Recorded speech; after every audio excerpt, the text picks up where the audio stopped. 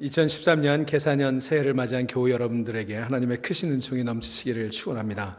매서운 칼날 추위와 눈이 와야 제격일 듯한 새해 첫날, 여러분 기억하시는 대로 비가 하루 종일 내렸어요. 저는 새해 첫날 하루 종일 내리는 비가 무척 반가웠습니다. 저는 그 비를 보면서 2012년 묵은 때가 다 씻겨 내려갔으면 하는 그런 기대를 가졌습니다.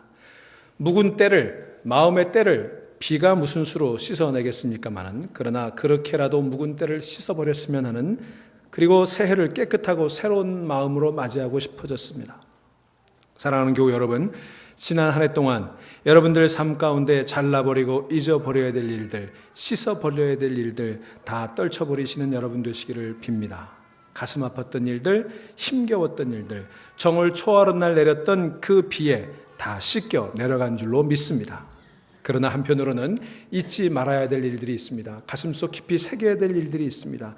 그런 일들 잊지 않고 마음에 깊이 간직하시는 여러분 되시기를 바랍니다.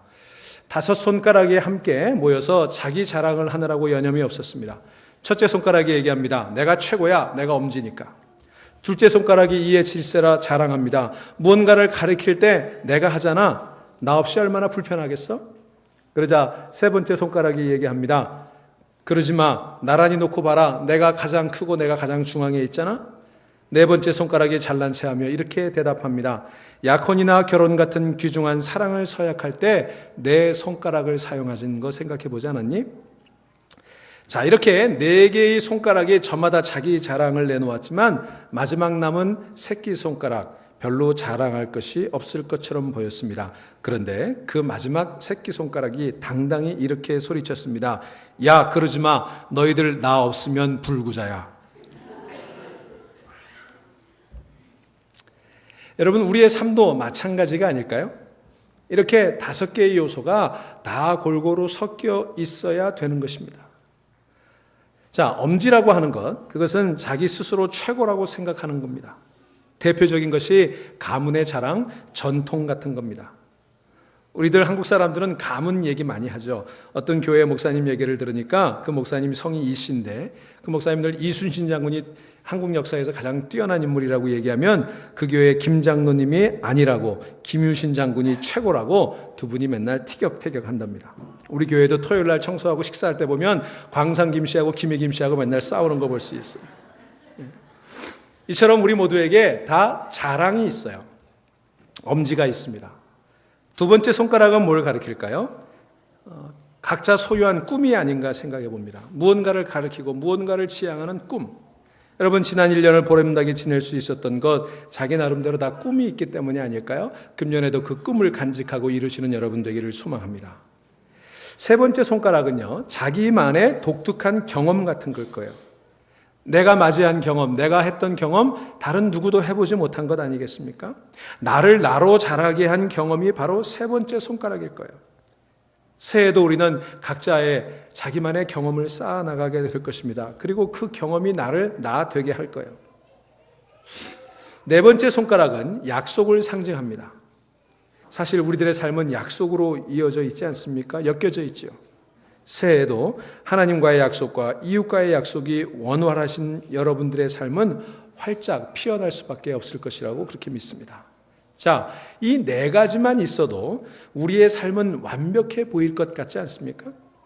자존감의 엄지, 비전의 검지, 쌓아온 공력의 중지, 그리고 약속의 약지. 더 이상 뭐가 필요할까요? 그런데 여러분, 마지막 5번째 손가락, 이 소지가 있습니다. 새끼손가락이 있습니다. 그렇다면 우리들의 삶에서 이 새끼손가락은 뭘까요? 보기에는 없어도 되는 것 같지만 이것이 없으면 나머지 삶을 불구로, 장애로 만들어버리는 그 손가락은 과연 뭘까요? 저는 오늘 본문 말씀 에베소서 5장 20절 말씀에서 그 비결을 찾아보았습니다. 에베소서 5장 20절 말씀입니다. 범사에 우리 주 예수 그리스도의 이름으로 항상 아버지 하나님께 감사하며 그랬어요. 바로 감사가 우리들의 5번째 손가락이에요. 그 감사가 우리의 삶을 완성시키는 것입니다. 오늘 본문 말씀이 기록된 에베소서는 바울 서신 가운데 여왕이라고 하는 별명이 붙여진 책입니다. 짧지만 우리 삶에, 우리 신앙에 필요한 모든 요소들이 함축성 있게 조화를 이루는 멋진 편지예요. 이 편지 속에는 제가 지금 소개한 그 5가지의 요소들이 아주 잘 표현이 되어 있습니다. 시간 관계상 다 자세히 살펴볼 수는 없지만 에베소서에는 신앙의 자존감, 신앙의 비전, 신앙의 쌓아온 공력, 하나님의 약속에 대한 말씀이 다 기록이 되어 있습니다. 1장 4절에 보니까 곧 창세전에 그리스도 안에서 우리를 택하사 우리로 사랑 안에서 그 앞에 거룩하고 흠이 없게 하시려고 이렇게 말씀합니다. 이순신 장군이나 김윤신 장군과는 비교도 안 되는 자존감이 거기 담겨져 있어요. 창세전에 하나님이 우리를 창조하셨다는 거예요. 우리를 택하셨다는 거예요. 여러분, 이러한 자존감으로 금년 한 해 살아가시기를 주의 이름으로 축원합니다. 또 1절 23절에 보니까 교회는 그의 몸이니 만물 안에서 만물을 충만하게 하시는 이의 충만이니라 그랬습니다. 여기에는 교회의 비전, 우리 신앙인들의 비전이 소개되어 있습니다. 우리들은 그리스도로 충만하기 위해 만들어진 존재입니다. 이게 우리 교회의 비전이에요. 여러분, 그리스도 안에서 충만해지는 금년 한 해 되시기를 바랍니다. 세 번째로는 2장 10절 말씀이에요. 우리는 그가 만드신 바라 그리스도 예수 안에서 선한 일을 위하여 지으심을 받은 자니. 선한 일의 중요성을 얘기합니다. 신앙의 중지예요. 그리스도로 충만해진 우리는 선한 일을 쌓아가는 축복을 받은 것입니다. 금년 한 해도 선한 일 많이 행할 수 있는 여러분 되시기를 바랍니다. 마지막으로 1장 5절 말씀입니다. 그 기쁘신 뜻대로 우리를 예정하사 예수 그리스도로 말미암아 자기의 아들들이 되게 하셨으니. 신앙의 약지예요. 하나님의 약속이에요. 놀라운 축복의 약속이 우리에게 주어진 것입니다. 여러분, 믿는 사람들은요, 약속을 믿는 사람들이에요. 그거 아세요? 성경에는 7,000가지 이상의 약속이 담겨져 있어요. 그래서 신약, 구약, 약속의 책이라고 얘기하는 것입니다. 여러분, 이런 약속들이 금년에 여러분의 삶 가운데 다 이루어지기를 소망합니다. 자, 이 4가지 지금 말씀드린 거 얼마나 소중합니까? 사도 바울이 그 소중한 신앙의 4가지 요소를 잘 설명합니다. 이것만 있어도 신앙생활이 훌륭할 것 같지 않으세요? 그런데 바울은 마지막으로 한 가지를 빼뜨리지 않고 5장 20절에서 얘기합니다. 범사에 우리 주 예수 그리스도의 이름으로 항상 아버지 하나님께 감사하며. 바로 그것입니다. 감사해요. 감사가 없을 때 신앙의 자존감도, 신앙의 비전도, 신앙의 공력도, 약속에 대한 믿음도 다 미완성이고 다 헛된 것이 되고 마는 것입니다. 여러분, 감사하는 2013년 되시기를 주의 이름으로 축원하고 소망합니다. 여러분, 혹시 풋볼 좋아하세요? 여기 어르신들은 별로 안 좋아할 거고 젊은 사람들은 좀 좋아할 거예요. 저도 미국에 와서 풋볼을 조금씩 좋아하기 시작했어요. 제가 살던 인디애나의 그 인디애나 콜츠 페이튼 매닝 때문에 제가 그 풋볼을 좋아하게 됐는데, 가만히 보니까 미국 문화 속에 또 미국 사람들의 정서 속에 이 풋볼이 빠지면 얘기가 안 되더라고요. 그래서 얼마나 풋볼을 좋아하는지 풋볼에 대한 일화도 많고요, 조크도 많아요. 이제 어제부터 포스트 시즌이 시작이 됐고 플레이오프가 시작이 됐는데 2월 3일 날 슈퍼볼이 열리잖아요. 미국 국회의원들이 제일 받고 싶어하는 뇌물이 그 슈퍼볼 티켓이랍니다. 근데 슈퍼볼이 열리는 날 어떤 사람이 이제 어렵게 비싼 표를 구해서 보러 갔는데 옆 좌석이 하나 비어 있어요. 야, 어떻게 이렇게 비싼 표 구하기도 힘든데 저 좌석은 비어 있을까?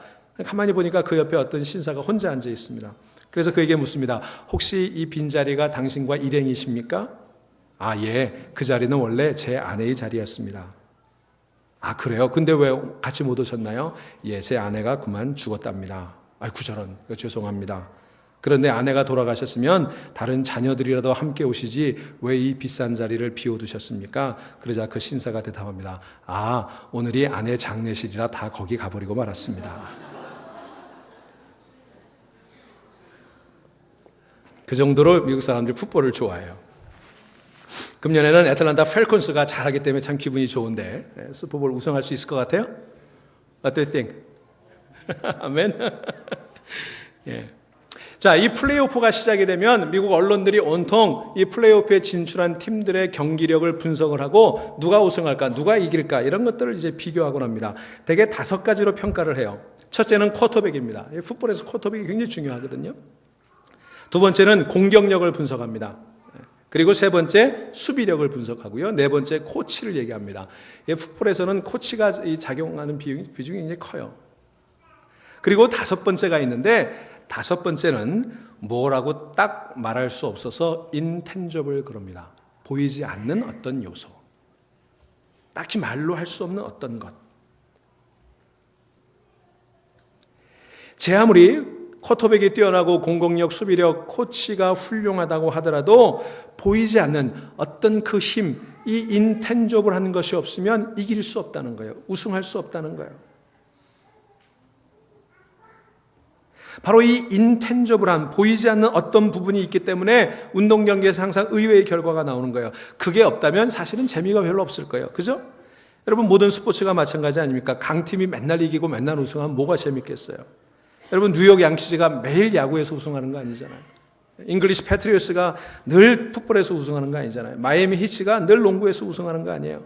만약 그런다면 누가 그 운동 경기 맨날 보겠습니까? 왜냐하면 그 다섯 번째 요소 인텐저블한 보이지 않는 어떤 것 때문에 그런 거예요. 여러분 사도 바울의 인생에 있어서 그의 신앙의 자존감, 비전, 약속, 경험 이런 것들도 다 소중했지만 그러나 그의 삶을 완성하고 그의 삶을 이끌어가는 인텐저블한 요소가 있었어요. 그게 뭐냐면 바로 감사하는 그의 마음이었습니다. 감사가 없이는 자존감도 비전도 노력도 약속도 다 무의미해지고 마는 것입니다. 그의 삶을 완성하는 것이 감사였어요. 바울은 감사의 사람이었어요. 그것 때문에 그가 사방으로 우겨쌈을 당하고 그렇게 어려운 시련을 당함에도 불구하고 넘어지지 아니하고 쌓이지 아니하고 깨지지 아니하고 살아남을 수가 있었던 것입니다. 사랑하는 여러분, 여러분의 삶에도 이 인텐저블한 감사의 삶이 있기를 주의 이름으로 축원합니다. 감사하는 여러분의 삶이 승리하게 될 줄로 믿습니다. 이 감사 그러면 제가 늘 머릿속에 맴도는 말이 있어요. 벼루기로 인하여 감사하라고 하는 말입니다. 이 말은요, 네덜란드 출신으로 나치의 강제 수용 속에서 살아남아서 또 하이딩 플레이스, 주는 나의 피난처라고 하는 유명한 책을 쓴 코리텐 붐이라고 하는 분이 한 얘기예요. 그가 부모님을 포함해서 온 가족이 이 유대인을 숨겨줬다는 이유로 나치 수용소에 감금이 되었습니다. 매일같이 사람들이 끌려가서 처형을 당합니다. 그런 속에서 그들이 믿음을 지키며 하나님 말씀을 배우며 그 수용소 생활을 감당해요. 근데 정말 견디기 어려운 건 사실은 다른 게 아니라 그 수용소에 있는 벼룩이었어요. 그 방에 유독 벼룩이 있어가지고 그 벼룩 때문에 견딜 수가 없는 거예요. 내일 죽는다는 사실보다 오늘 그 벼룩이 너무 괴로운 거예요. 그때 그 벼룩 때문에 불평을 하는데 그 코리텐 붐의 언니 베시라고 하는 아주 영적으로 그 탁월한 언니가 있었어요. 그 언니가 이 코리에게 이렇게 얘기합니다. 벼루기로 인해서도 감사할 줄 알아야 돼. 벼루기로 인해서도 감사할 줄 알아야 돼. 그 이야기를 듣고 코리는 그때부터 벼루기로 인해서 감사를 드리기 시작했습니다. 그러면서 거기서 계속 기도하고 하나님 말씀을 공부하기 시작했습니다. 자, 감방에서 성경 공부를 하면 즉시로 걸려서 총살을 당하게 되어 있는데 이 코리텐 붐이 생존할 수 있었어요. 왜 그런가 나중에 알고 봤더니 그 감방에 유독 벼룩이 들끓었기 때문에 간수들이 그 방에는 제대로 오지 않았다는 거예요. 그래서 성경을 읽고 기도하는데도 잘 걸리지 않고 무사히 살아남아서 그가 나중에 귀한 책을 쓰고 수많은 간증을 한 훌륭한 인물로 기록이 될 수가 있었던 것입니다. 벼루기로 인해서도 하나님께 감사하는 그 사람들에게 주신 하나님의 축복이었습니다. 코리텐 붐의 감사의 새끼손가락으로 인해서 그 나머지 4개의 손가락이 안전할 수 있었던 거예요. 사랑하는 여러분, 여러분 금년에도 벼루기로 인해서 감사할 수 있는 여러분 되시기를 주의 이름으로 축원합니다. 그런데 사도 바울은 에베소서 5장에서 두 종류의 감사에 대해서 얘기하고 있어요. 오늘 본문 20절에는 하나님께 대한 감사를 얘기하죠. 범사에 우리 주 예수 그리스도의 이름으로 항상 아버지께 감사하라. 그런데 하나님께 대한 감사만 얘기하는 게 아니에요. 본문 4절 말씀에 보면 이런 얘기가 있습니다. 누추함과 어리석은 말이나 희록의 말이 마땅치 아니하니 오히려 감사하는 말을 하라. 여기 감사는요, 서로에 대한 감사예요. 내 주변 사람들에 대한 감사예요. 가족들에 대한 감사예요. 여러분, 우리 새끼손가락이 2개가 있죠. 오른손, 왼손이 있습니다. 오른손은 하나님께 대한 감사라면 왼손 새끼손가락은 우리 주변 사람들, 가족과 이웃들에 대한 감사가 아니겠습니까? 그 어느 것 하나 소홀히 할 수가 없는 것입니다. 사랑하는 여러분, 여러분의 삶 가운데 금년 한 해 하나님께 감사하고 또 주변 사람들, 가족과 이웃들에게 감사하는 여러분의 삶이 조화 있게 이루어지기를 소망합니다. 감사의 삶을 통해 정말 어려움 가운데 승리한 사람이 하나 있어요. 로스앤젤레스 지역 대법원 판사로 일하는 존 클레릭이라고 하는 사람입니다. 이분이 365일 감사, 365 Thank Yous라고 하는 책을 썼어요. 사실 이분은 2009년에 LA 대법원 판사가 되었는데 그보다 1년 남짓 이전이었던 2007년 말에 그는 완전히 파산하고 말았어요. 인생의 바닥을 치는 경험을 합니다. 자, 인생의 바닥을 쳤던 그 클레릭이 1년 조금 넘어서 LA 지역 대법원 판사가 되었어요. 2007년도에 그의 가정은 파탄되었습니다. 운영하던 변호사 사무실은 직원들 월급도 주지 못하는 처지에 이르렀습니다. 그런 가운데 2008년 1월 1일을 맞이했어요. 삶에 아무런 희망이 보이지 않았습니다. 인생의 바닥인 것 같았어요. 이렇게 살아야 되는지 말아야 되는지 그는 고민했습니다. 그래서 그는 LA가 한눈에 내려다 보이는 높은 산꼭대기에 있는 그리피스 천문대에 홀로 올라갔습니다. 너무나 괴로웠어요. 그 괴로움 가운데 거기서 LA 시내를 내려다보고 있었어요. 그런데 갑자기 그의 마음속에 오래전에 할아버지와 나눴던 한 사건이 떠올랐습니다. 그가 5살 때 이야기였습니다. 할아버지가 자기에게 실버 달러, 그 코인을 하나 주었어요. 1960년이었는데 그 당시 실버 달러는 이 5살 클레릭에게는 굉장히 큰 돈이었어요. 할아버지가 그것을 주시면서 이렇게 말씀하십니다. 네가 감사 편지를 쓰면 내가 이 실버 코인 하나를 더 주겠다. 어린 클레릭은 그래서 할아버지에게 감사 편지를 썼습니다. 그랬더니 정말 약속대로 할아버지가 그 실버 코인 하나를 더 주셨어요. 그리고는 말씀하시기를 또 감사 편지를 쓰면 또 주마. 그런데 어린아이가 돈이 별로 필요 없었는지 한 번 쓰고는 말았어요. 자, 어린 클레릭은 이 투 코인에 만족했습니다. 더 이상 감사 편지를 쓰지 않았어요. 그런데 그 순간 그때 일이 떠올랐습니다.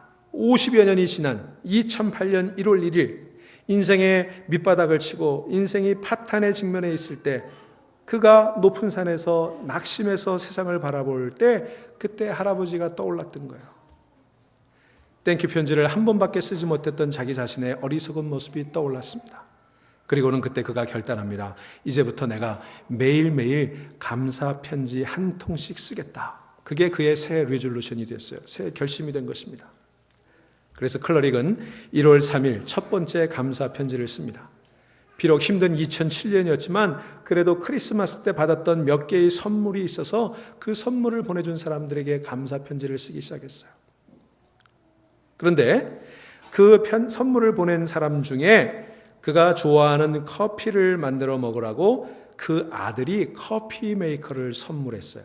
그게 떠올라서 아들에게 커피 메이커를 고맙다고 편지를 쓴 겁니다. 생각해 보니까 저도 지난 크리스마스 때 저희 아들이 커피 머신을 선물했어요. 근데 아직 감사 편지를 못 썼어요. 자, 그 커피 메이커를 선물하고 나니까 다음 날 그 커피 메이커를 선물한 아들에게 편지를 썼는데 다음 날 아들이 찾아온 거예요. 점심을 같이 먹는데 두툼한 봉투를 꺼냅니다. 열어보니까 100불짜리 40장이 들어 있었어요. 전에 아버지에게 빌려갔던 돈이라고 그럽니다. 사실 아버지는 아들에게 그냥 준 돈이라고 생각하고 잊어버렸는데 아들이 무슨 연유인지 크게 생각이 나서 아버지에게 그 돈을 갚겠다고 44,000불을 가져온 거예요. 이 클레릭에는 그때 그 4,000불이 엄청나게 중요하고 큰 돈이었습니다.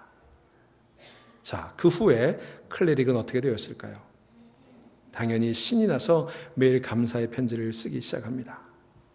하루 생활 중에 가장 큰 관심은 오늘 누구에게 감사 편지를 쓸까? 오늘 무슨 일로 감사 편지를 쓸까? 그것이 되었습니다. 매일같이 감사의 편지를 쓰려고 마음 먹고 사는 그의 삶은 어떻게 되었을까요?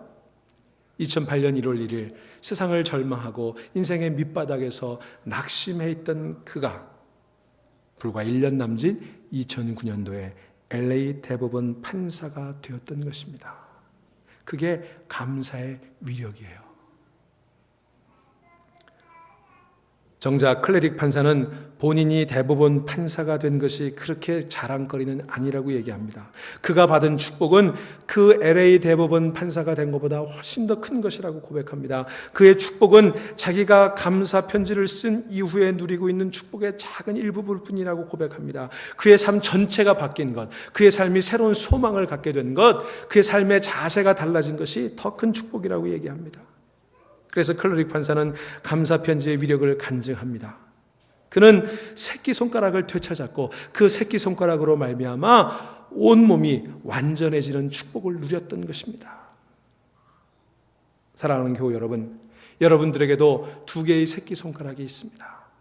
하나는 벼룩이로 인하여 감사드리는 하나님에 대한 감사가 있고, 또 하나는 나를 돌봐주고 나와 함께하는 주변 사람들에 대해 감사하는 또 하나의 손가락입니다. 이 두 손가락을 온전히 소유한 채 이 2013년 새해를 시작하는 여러분 되시기를 주의 이름으로 축원합니다. 전 올 한 해 우리 교회가 감사하는 회중이 되었으면 좋겠습니다. 의여 성도들이 감사하는 성도들이 되었으면 좋겠습니다. 우리 교회의 지난 날들을 돌이켜보면 감사할 일들이 참 많습니다. 그동안 우리는 열심히 뛰었습니다. 많은 변화와 발전들을 이루었습니다. 앞으로도 계속해서 달려가야 될 것입니다. 그러나 달리다 보면 가장 잊어버리기 쉬운 것들이 있어요. 바로 새끼손가락, 그 마지막 손가락, 감사를 잊어버리기 쉽다는 거예요. 필요 없는 것처럼 느낄 때가 있다는 거예요. 없어도 될 것 같을 때가 많이 있다는 거예요. 시간 낭비인 것처럼 느껴질 때가 있다는 거예요. 그러나 여러분 기억하십시오. 이 소지가 없으면, 새끼손가락이 없으면 모든 것이 조화를 이룰 수가 없습니다. 아무리 잘 지어진 건물도 아름다워 보이지 않습니다. 끝내는 하나님께 더 큰 영광을 올릴 수가 없는 것입니다. 그러니 교우 여러분, 올 한 해 감사하는 회중 되시기를 바랍니다. 어디서나 감사의 제목이 나오는 그런 한 해가 되기를 바랍니다. 감사의 편지가 쏟아지는 한 해가 되기를 바랍니다. 감사가 우리 교회 하면 떠올려지는 그런 가장 중요한 키워드가 되기를 바랍니다. 감사가 있는 곳에 인간의 모든 실수와 실패는 가려지게 마련입니다. 감사가 있는 곳에 우리의 교만은 꺾어지게 마련입니다. 감사로 인해 멋진 2013년도가 여러분을 위해 방긋 웃게 될 것입니다. 사랑하는 교우 여러분, 올해 여러분들의 두 새끼손가락을 소중히 여기십시오. 벼룩이로 인해서도 하나님께 감사를 드리십시오. 서로 감사의 말을 나누고 감사의 편지를 나누십시오. 감사하는 회중이 되십시오. 하나님께서 그런 여러분과 우리 교회를 놀랍게 사용하실 줄로 믿습니다. 성경은 말합니다. 범사에 우리 주 예수 그리스도의 이름으로 항상 아버지 하나님께 감사하라. 조용히 묵상하며 기도하십시다.